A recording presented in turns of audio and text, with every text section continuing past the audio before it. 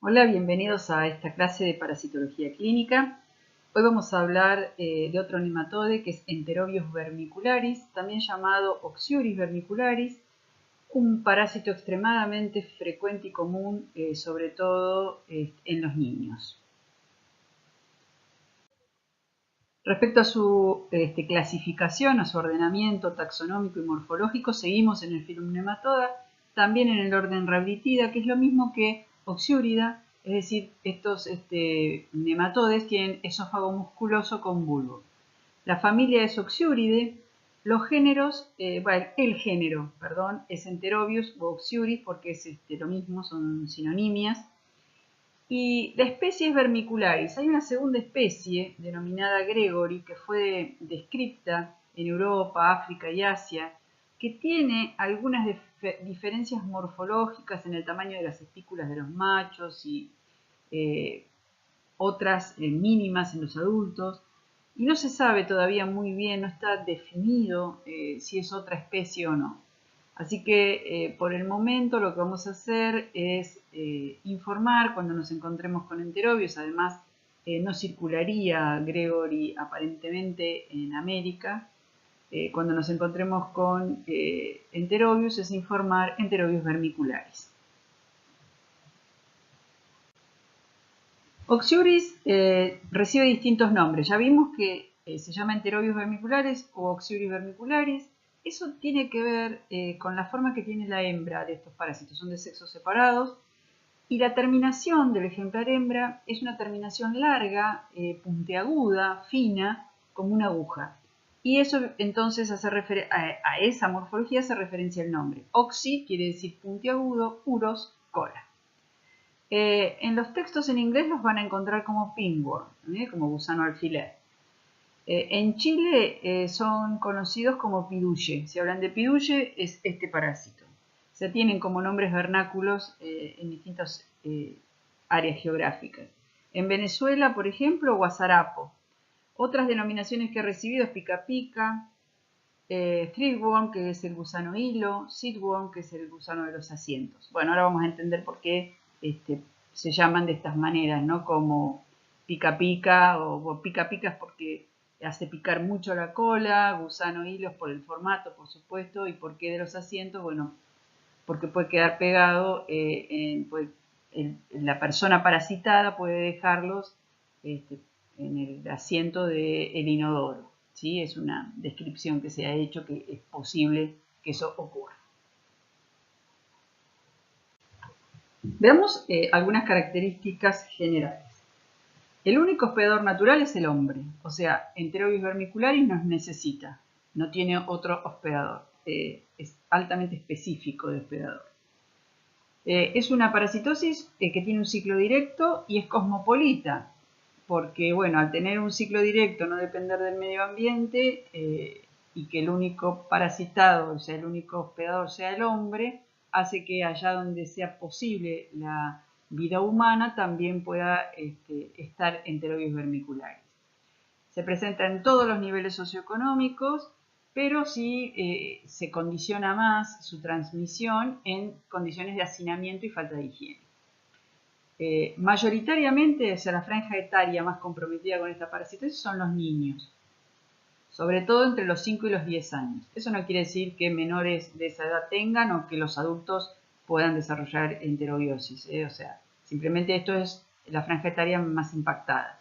Se calcula que hay 400 millones de personas infectadas, igual está subvalorado principalmente porque bueno, no es de denuncia obligatoria, así que uno depende de las publicaciones y por otra parte los pediatras muchas veces cuando sospechan que su paciente puede tener Oxyurus, medican y no mandan a pedir el análisis, con lo cual ese diagnóstico fue totalmente clínico, nunca sabremos si era correcto y si lo era, perdemos la data de que bueno, correspondía a Enterobius vermicularis.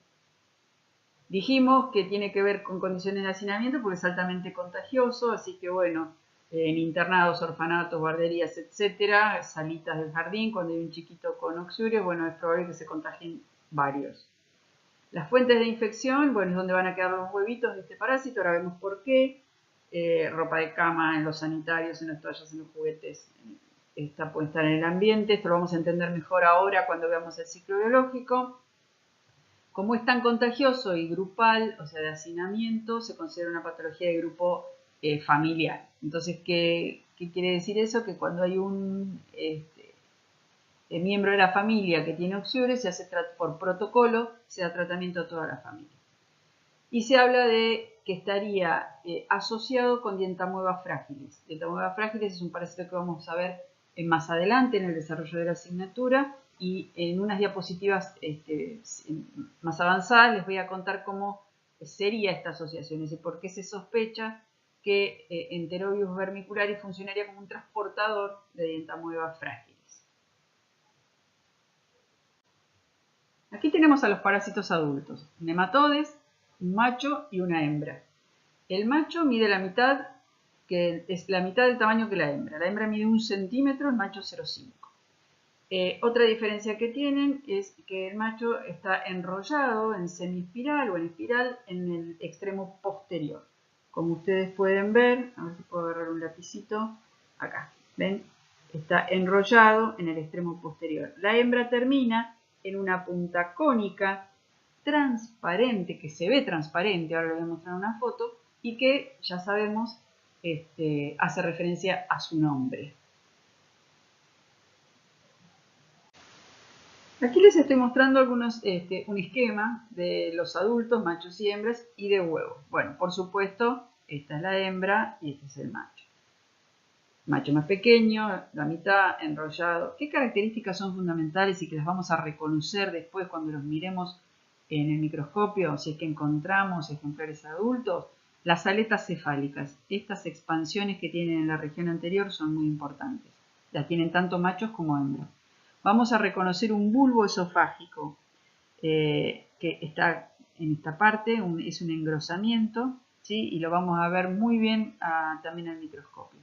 Y otra cosa que se reconoce, bueno, por supuesto los extremos posteriores. La hembra, largo, puntiagudo y transparente, el macho enrollado en espiral. El macho raramente lo encontramos, no lo vamos a ver. Solo ahora con descuento del ciclo vamos a ver por qué. Porque directamente después que copula es eliminado con la materia fecal. Y una característica que tienen estos parásitos es que la hembra tiene el útero tubular, y cuando está cargada de huevos, cuando está grávida, uno puede ver ese útero ocupando gran parte del cuerpo de la hembra. Entonces se ven huevos incluso hasta esta parte, bien hacia la región anterior del parásito. Respecto de los huevos, bueno, los van a ver bien en la práctica. Lo único que les cuento en esta instancia, que podemos decir que miden 50 por 25, y aquí no son simétricos, ¿sí? Tienen una cara plana y la otra cara es convexa. Y dentro hay una larva, ¿sí? Que puede ya ser, tener una forma de gusano, es decir, ser vermiforme, o todavía no haber evolucionado a eso, no haber madurado y no ser infectivo. Esto es lo fundamental de la morfología. Bueno, los huevos tienen 3 membranas, esos detalles están escritos ahí igual, pero los ven en el desarrollo del TP. Bien, miremos estas fotografías microscópicas. Aquí se ve una hembra y se ve claramente el extremo posterior, esa cola fina y transparente a la que les hacía mención. Esto está teñido, probablemente sea una hematoxilina o una eosina, y se ve claramente acá el bulbo esofágico. Este es un macho, bien enrollado en espiral en la parte posterior. Miren cómo se ve el bulbo. Este también es un macho, se ve claramente el bulbo, está teñido. Y esta es una hembra que está en una observación más amplificada. Fíjense las aletas, es microscopio, igual, microscopio óptico. Miren la 40 por. Miren las aletas cefálicas, el tegumento, que es todo estriadito, y miren hasta qué altura, estos son huevos del parásito. Lo que les contaba, que el útero, repleto de huevos, llega bien a la región anterior de la hembra, y eso es claramente observable. Bueno, esto también muestra lo que les mostraba recién, es decir, la punta fina, cónica y transparente de la hembra. Busquen eso para reconocer al parásito, que es un indicador importante. Y aquí tienen otro ejemplar macho bien característico en el sentido de su disposición, ¿no es cierto? Bien enrollado en espiral. Esto fue tomado con la técnica de Graham con cinta Scotch, como dice ahí, ¿sí? Igual se ve bastante bien, porque muchas veces cuando tomamos muestras con cinta Scotch, solo no se ve tanto la morfología interna, pero bueno, en este caso han logrado, tal vez hayan transparentizado la cinta, no está muy claro, pero han logrado realmente una muy buena imagen de este adulto. Oxyuris también tiene una boca con 3 labios, pero eso se ve, esto es una fotografía electrónica. Y lo que les estoy mostrando acá es este gusano chiquitito, que es como un hilo, que mide 1 centímetro y que está paseando por el intestino grueso. Aquí lo han tomado en una colonoscopia.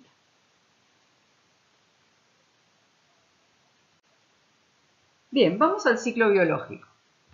Vamos a iniciarlo cuando nos infectamos. ¿Con qué nos infectamos? Ingiriendo esos huevos que vimos recién. Tienen que tener dentro una larva vermiforme, es decir, ya con ser infectivo.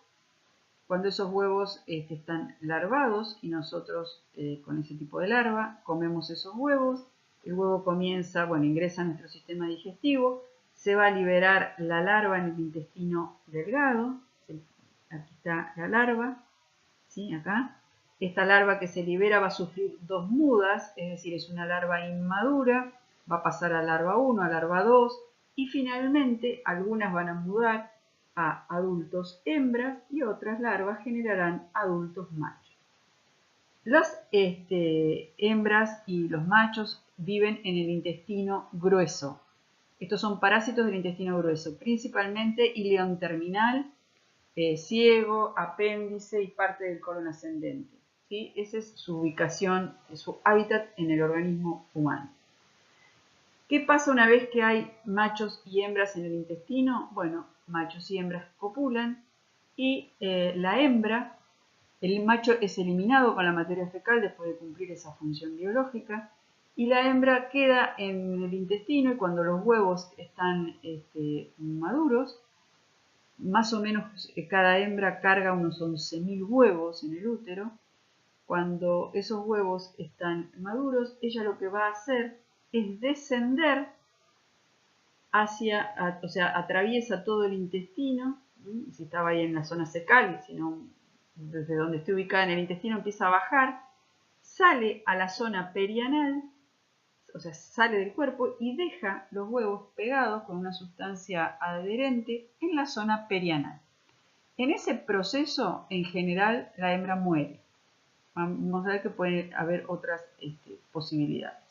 Pero bueno, deja todos esos huevos pegados en la zona perianal, que no son infectivos en el momento de la postura, es decir, tiene una larva que decimos que es de tipo giriniforme, pero que a las 4 o 6 horas con el calor corporal o si en el medio ambiente, si es que se despegaron del cuerpo humano, van a estar larvados y en condiciones de infectar al mismo o a otros hospedadores.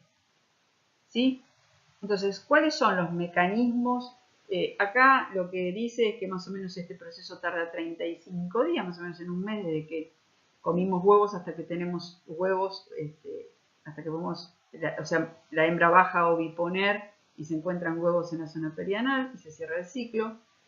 Esto es una transmisión directa que puede ocurrir ano, mano, boca, o sea, la autoinfección exógena por vía bucal es una de las posibilidades.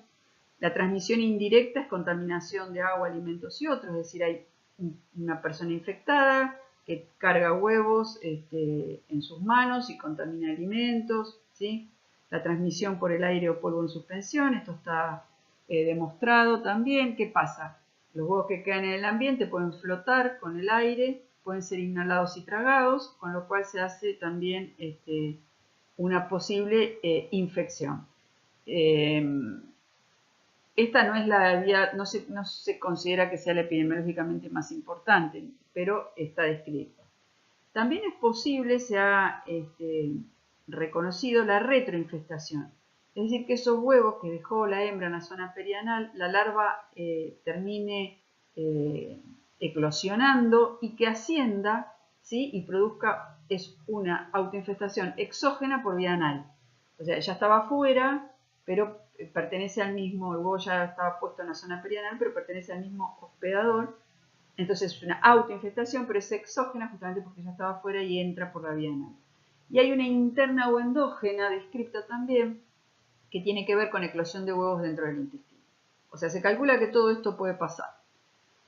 Las vías epidemiológicamente más importantes que se consideran es la transmisión entre personas infectadas a través de los huevos, ya sea porque, bueno, las personas no se lavan las manos, las que tienen opciones, y, bueno, contaminan todo lo que tocan, lo que cae en el ambiente, y puede caer sobre nuestros alimentos o sobre en el piso. O sea, todas las formas que podemos tener contacto con estos huevos en un ambiente donde hay oxiuros. Esta ilustración lo que muestra es cómo se contamina un ambiente donde hay alguna persona que tiene oxiuros. Estos son los huevos y vemos que quedan en la cama, en la ropa de cama, en el pijama. Eso que hace la hembra de bajar lo hace generalmente de noche, salir del intestino oviponer. Entonces, cuando eso ocurre, produce mucha picazón, deja también una sensación de picor en la cola, de prurito. O sea que el paciente que tiene oxiuros se rasca mucho la cola. Eso favorece la diseminación porque, bueno, se cargan las manos con esos elementos y después todo lo que tocamos lo contaminamos.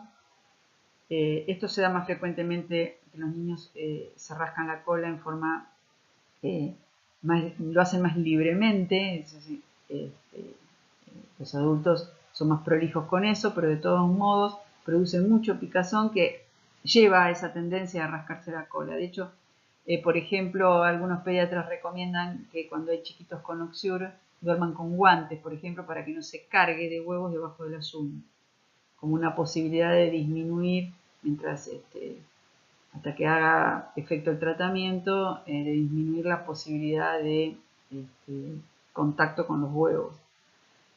Caen al piso, al ambiente, son muy livianos. Acá hay algo que se recomienda no hacer cuando alguien tiene oxiuro, como es barrer, o sea, levantar los huevos en el aire. No es bueno hacerlos flotar porque ya sabemos que se pueden aspirar. Y bueno, y aquí está en este dibujito todo lo que va pasando, ¿no? Hasta que se instalan en el intestino, muestra el ciclo biológico y las hembras salen a oviponer. Este es el ciclo, es lo que hacen lo que ocurre la mayoría de las veces, es decir, la hembra sale, generalmente sale una, deja los huevos pegados, dijimos que son como 11.000, así que es una diseminación tremenda. Pero también puede pasar que estas hembras, cuando salen, en lugar de oviponer, hagan un comportamiento más errático y se vayan, por ejemplo, a otras partes cercanas. Fundamentalmente en las niñas suelen producir vulvovaginitis, es decir, se meten en la vagina y producen vulvovaginitis, como una ubicación ectópica.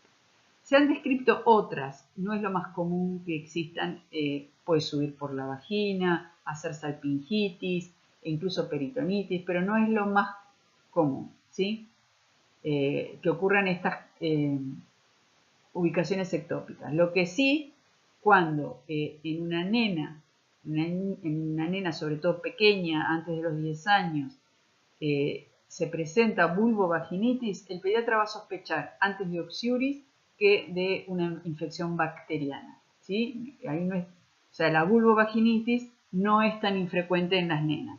Es más raro que ocurra una infección urinaria en varones, en los varoncitos, pero en las nenas es más común.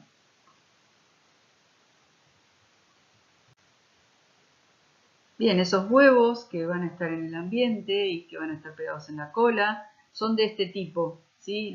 Como dije, los van a ver en la práctica. Este es el que se llama giriniforme por esto, porque se parece, ¿sí?, a estas larvas. Pero bueno, les ponen estos nombres. Yo no tengo la culpa, no se enojen conmigo. Ven que tiene acá como esa morfología, ¿sí? En cambio, el huevo cuando ya es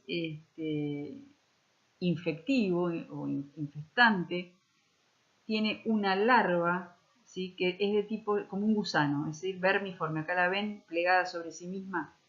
Entonces, este huevo, el que está a la derecha, tengo que pensar eso antes de decirlo, que está a la derecha es el huevo que ya es infectante.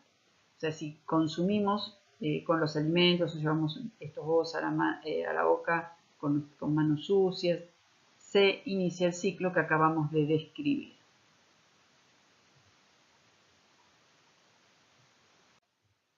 Bueno, ¿qué pasa cuando están estos parásitos? Es decir, ¿cómo es la parasitosis? Puede ser que sea totalmente asintomática, cuando las infestaciones son muy bajas, o con un prurito anal leve. Cuando son más elevadas, el prurito anal es más marcado. También hay prurito nasal. Uno puede observar a los niños como frotándose la nariz. Se cree que esto podría ser por la inhalación de los huevos, no se sabe.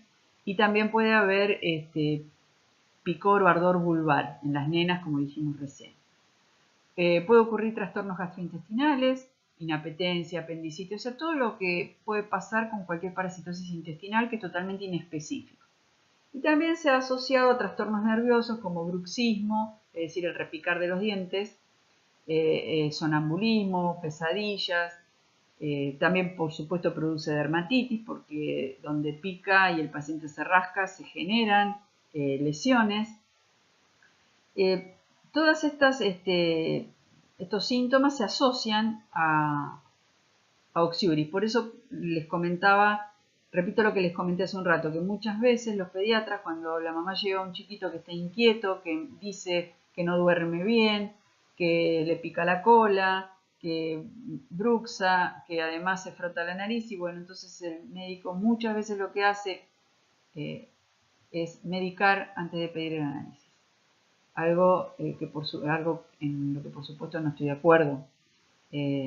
Pero les quiero contar con esto que en la práctica van a ver que esto ocurre.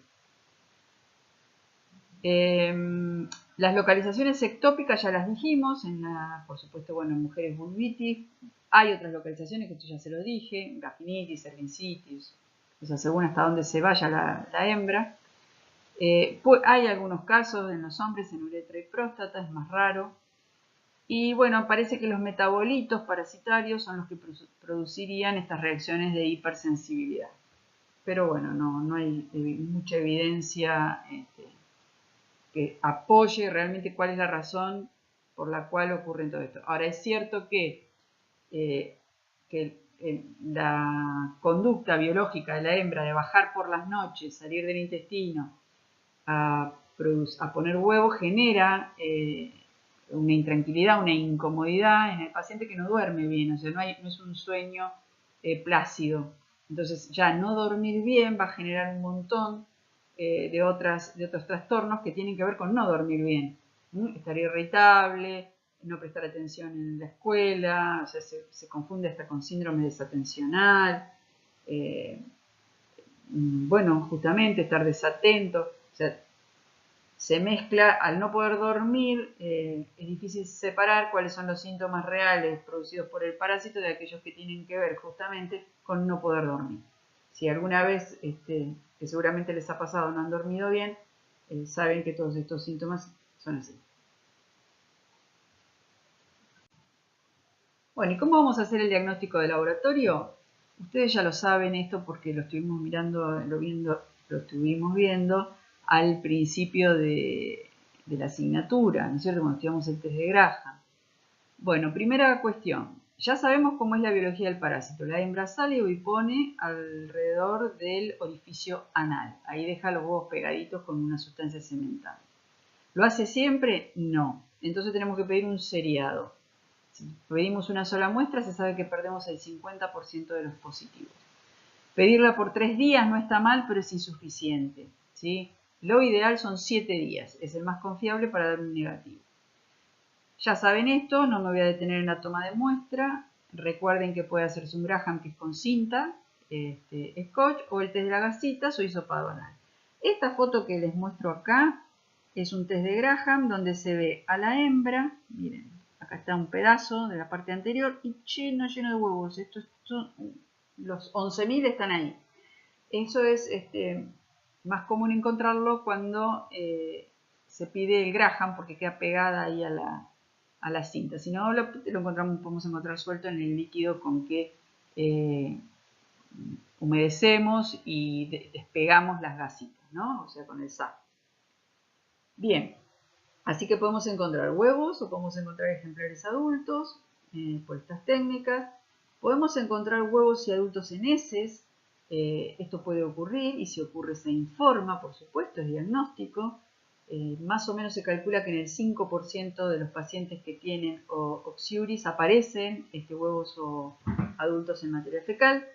No vamos a pedir una materia fecal para hacer el diagnóstico, pero no quiere decir que no lo podamos hallar. Ellas están en el colon, descienden a poner huevos, puede pasar que haya alguna abertura, o sea que alguna hembra se muera y encontremos huevos en materia fecal. Otra cuestión es que se puede hacer, otra cosa que se puede hacer es tomar muestra de debajo de las uñas. De ahí también se pueden sacar huevos, sobre todo en los chicos que, bueno, se rascan mucho la cola y están parasitados, por supuesto.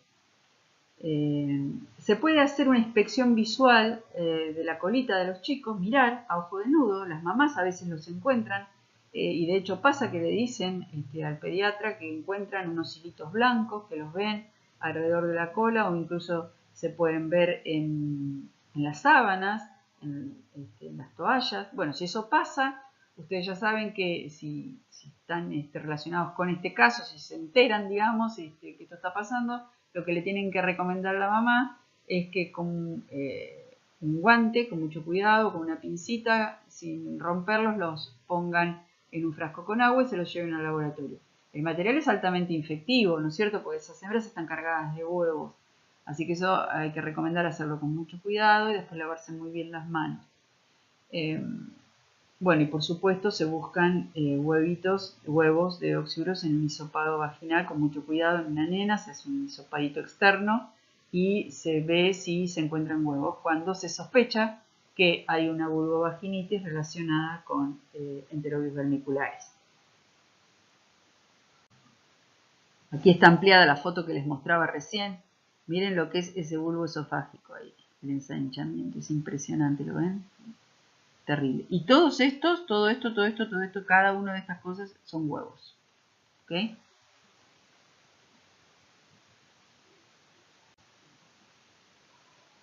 Bueno, acá vemos una posibilidad que estos hilitos, entre comillas, ¿no es cierto? Estos gusanos chiquitos, 1 centímetro, blanquecinos, los encontremos alrededor de la cola. Esto cuando las infestaciones son bastante importantes. Y como les decía, también se pueden encontrar por allí en la cama o en la ropa interior. Así se ven los huevos en un test de Graham, es decir, a través de la cinta. Fíjense que uno ve el contorno, ¿no es cierto? Se ve la forma y se ve el lugar donde se pliega la larva, pero no hay muchas más características. Ahí se pierden un poco las características internas. De todos modos, que es asimétrico el tamaño y que tiene ahí una larva, es claramente visible. Y así es como lo ven al microscopio. Acá tienen una larva vermiforme infectiva y a ver acá por ejemplo hay una giriniforme. Miren estas fotos que muestra Werner App en su libro.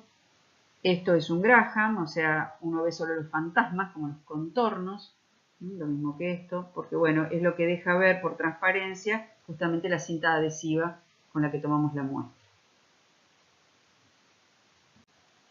Y aquí hay más fotografías, estas están tomadas, es una diapositiva del UpToDate, pero son fotos del CDC, que también están ahí. Y acá hay un acúmulo de huevos, ¿no? Es una cantidad impresionante en un menor aumento. Aquí hay otros, no están tan lindos porque pareciera que esto es una membrana gruesa y no lo es. Esto acá hay un espacio transparente y las membranas son 3 membranas, bueno, eso lo van a ver en la práctica. No está todavía la larva formada, ¿vieron? Este está teñido con Lugol, si le ponemos Lugol toma esa coloración. Y fíjense que se ve también acá bien claro la cara plana y la otra que es convexa. Todas esas características ustedes las tienen que buscar. Hacen al diagnóstico, es sumamente importante. Van a ver que hay posibles confusiones con otros elementos y no debemos dar diagnósticos imprecisos. Bueno, y esta es una fotografía tomada con el microscopio con luz UV, y bueno, se verían así, pero no es como nosotros lo vamos a ver, simplemente se los muestro por curiosidad. Bien, el tratamiento, seguimos con los nematodes y no nos hemos movido mucho del albendazol, mebendazol, famato de pirantel, ¿sí? Recuerden que se hace además tratamiento a los convivientes, ¿sí? Y por supuesto un tratamiento al medio ambiente doméstico, me refiero, ¿no? Al lugar donde está el paciente que tiene oxiuris y que porque es un ambiente que está contaminado, se dicen ambientes oxiuróticos, entonces hay que limpiarlos. Ahora lo vemos eso en la diapositiva de profilaxis y prevención. Bien, profilaxis, tratamiento a todos, porque si queda algún infectado se sigue teniendo el problema. Es raro que los adultos se infecten, o sea, los individuos adultos, pero por protocolo se da a todos, es una protocolar ya está establecido, digamos, aunque se sabe que la frecuencia con la cual se infectan los adultos es bajísima.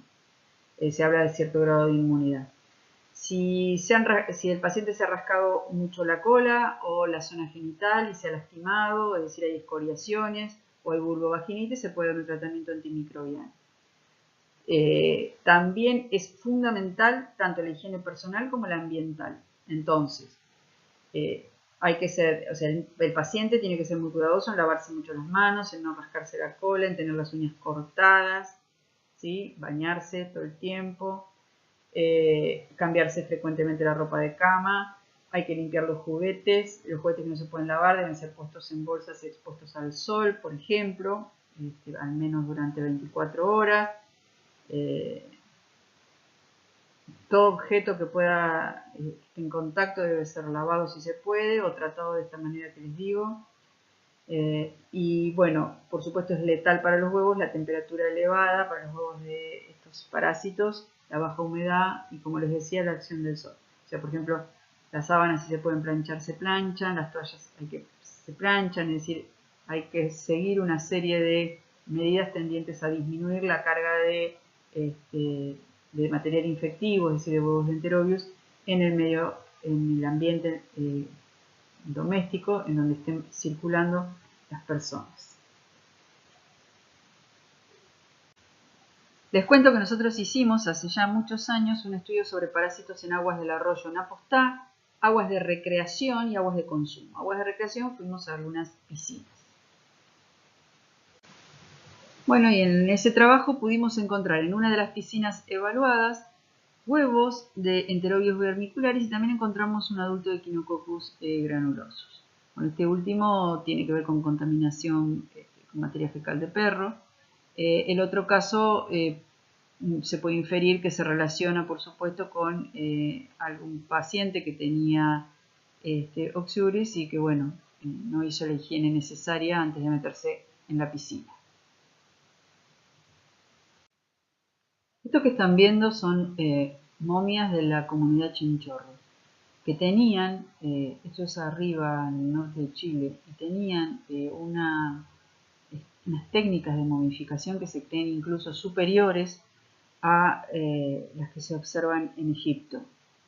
¿Y qué se ha encontrado en estas piezas arqueológicas?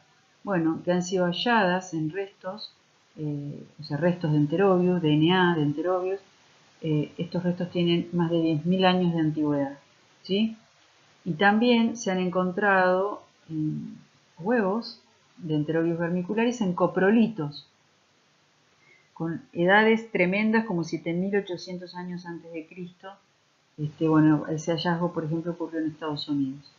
Y ahora les voy a mostrar un error tremendo de identificación de parásitos, algo de lo que estuvimos hablando en la primera clase, cuando hablamos de elementos no parasitarios y las posibles confusiones. En este trabajo, que es del año pasado, los autores hacen una publicación, una crítica a una confusión que tuvieron otros autores que informaron un huevo de Enterobius vermicularis hallado en un coprolito, cuando en realidad era un grano de polen. Es decir, confundieron un polen con un huevo de parásito. Este tipo de estudio forma parte de un área de la parasitología que es la paleoparasitología, que es buscar justamente restos milenarios de parásitos, ya sean momias, coprolitos, fósiles. Y fíjense estos huevos de Oxyuris que fueron recuperados en un sitio arqueológico. Están espectaculares, como se han conservado, uno puede identificar claramente todas las características. Esto fue encontrado en Durango, México. Tienen entre 1200 y 1400 años, son muy parecidos a los que encontramos en un test de Graham. Y bueno, lo que está marcando acá es una debilidad que tienen estos huevos, los huevos en general de Oxyuris, por donde suele emerger la larva, que hasta eso se ve. Y bueno, la verdad que esto da crédito o atestigua, como dicen los autores, la naturaleza duradera de las larvas de Enterobius en estas piezas geológicas. Y bueno, ¿qué fue lo que sucedió? Que este autor, Pagnasa y y otros, sus colaboradores, publicaron esta forma que ustedes ven, esto que ven acá son flechas que están indicando las características, publicaron esto como lo hallaron en un coprolito y lo publicaron como huevo de Enterobius. Esto es lo que critican el trabajo que les mostré previamente. Es decir, esto no es un huevo de Enterobius, sino que es un polen, y es un polen de efedra. Ellos entonces muestran que realmente no es, porque de hecho no tiene las características. Es simétrico, acá tiene unos polos que asoman como que protuyen, esto no es típico de un huevo de Oxyuris, no tiene esta membrana con hendiduras como se muestra acá, es decir, evidentemente no era, pero bueno, por allí no trabajar con un parasitólogo hace que se cometan estos errores. Bueno, y estos autores en su crítica al error, digamos, muestran cómo son los pólenes y bueno, y por qué estos autores lo confundieron. Si uno conoce bien el huevo de Enterobius vermicularis, no debería confundirlo con esto. Pero estas cosas pasan, y pasan en el laboratorio y pasan en las revistas científicas. Así que hay que tener muchísimo cuidado cuando se observa el material, ser muy cuidadoso, ser muy observador y mirar si uno no está seguro, buscar elementos más característicos antes de decir, antes de ponerle nombre a lo que estamos mirando. Bien, retomamos este tema de la asociación entre Enterobius vermicularis y Dientamoeba fragilis. Se ha encontrado en huevos de Enterobius vermicularis DNA de Dientamoeba fragilis. Se ha especulado durante todo este tiempo que Dientamoeba fragilis se transmitiría gracias a otros nematodes, entre ellos Enterobius, es decir, los trofozoitos de Dientamoeba, o sea, las formas vegetativas de Dientamoeba irían pegadas a huevos de Enterobius y así lograrían ir de hospedador en hospedador, usando huevos de Enterobius y de otros nematodes como transportadores, principalmente Enterobius vermicularis. Porque bueno, como les digo, se demostró DNA de Dientamoeba en Enterobius vermicularis. Pero ahora hace poco se ha descubierto que Dientamoeba también tiene formas quísticas, con lo cual ahora cuál es el nivel de importancia de esta transmisión se discute. Lo que sí se sabe es que muchos pacientes que tienen Enterobius vermicularis también tienen Dientamoeba. O sea, ¿a qué apunto con todo esto que les estoy contando? A que si ustedes tienen un coproparasitológico seriado más test de Graham, en el test de Graham encuentran Oxyuris, o sea, Enterobius, revisen si en la materia fecal, porque el dientamueva es muy pequeño, hay que hacer coloraciones, ya llegaremos a estudiar esto más adelante con los protozoarios, pero bueno, tengan en cuenta que puede haber dientamueva, que hay una asociación fuerte ahí. Entonces, bueno, habrá que buscarlo. Lo que se cree ahora, digamos, en la actualidad, es que, bueno, estos es dientamueva, estos que están representados acá, es un protozoario, o sea, es un organismo unicelular. No les voy a hablar ahora de dientamueva, lo que les quiero mostrar ahora es que a partir de que se encontraron formas quísticas de dientamueva, se cree que dientamueva se puede transmitir tanto por esas formas quísticas, o sea, directamente, ¿sí? Así, de la materia fecal a un hospedador, como utilizar el Enterobius vermicularis, que está acá, ¿lo ven? Huevos y adultos de Enterobius para lograr transmitirse de un hospedador al otro. Bueno, les comento este trabajo donde dicen que los autores informan Enterobius vermicularis en el ojo de una niña. Por supuesto, no es parte del ciclo biológico esto. Por eso es tan importante conocer el ciclo biológico. Y lo publican como algo llamativo, pero en realidad lo que pasó acá es que lo llevó desde su ano o lo levantó de algún lado y lo llevó al ojo. O sea que es una contaminación. Por eso es tan importante conocer el ciclo biológico de los parásitos. Este caso es muy interesante porque muestra el caso de una nena que tenía una infecciones urinarias a repetición, ¿sí? Y ¿qué pasó acá? Estaba relacionado con una enterobiosis también del tracto urinario. Entonces es muy importante descartar presencia de parásitos en este tipo de cosas.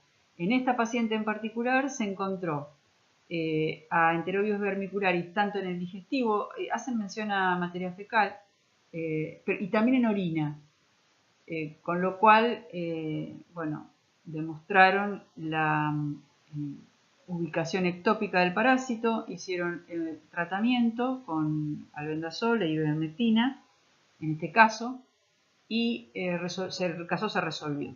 Pero bueno, la idea es dejarles también el concepto de que en caso de que haya una infección urinaria, ustedes pueden llegar a encontrar a Enterobius vermicularis en orina. No es lo común, pero puede suceder.